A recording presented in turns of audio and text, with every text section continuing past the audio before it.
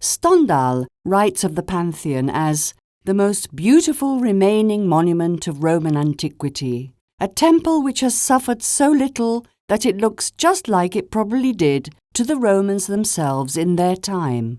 What the writer says is quite likely, because the temple today still has its dome vault and original internal architectural structure.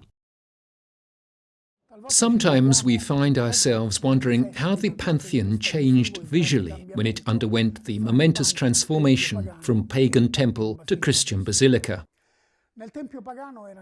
In the pagan temple, the celestial or planetary gods were present on 3 different levels.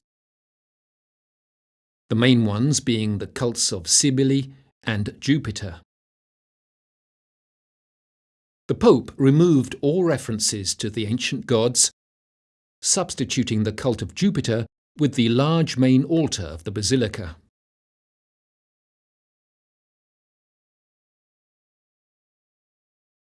Side altars were then built and dedicated to the Madonna, the various martyrs and the saints. These were particularly revered in the Basilica, which thus changed its appearance, the ancient statues being substituted by the main elements of Christian worship. First and foremost, the altar. Behind the altar is an apse, whose vault is decorated with mosaics, and where there is the copy of the 7th century wooden panel of the Madonna with Child with its beaten silver covering, believed to be the work of St. Luke. The panel was placed in this temple at the moment of the dedication to St. Mary of the Martyrs, but it is certainly much older. Joined to the apse is the Wooden Chancel, built in the mid-19th century by Luigi Poletti, the architect who also worked on the church of San Paolo fuori le mura. At the sides of the high altar, framed by columns, are the statues of St. Rasius on the left and St. Anastasius on the right.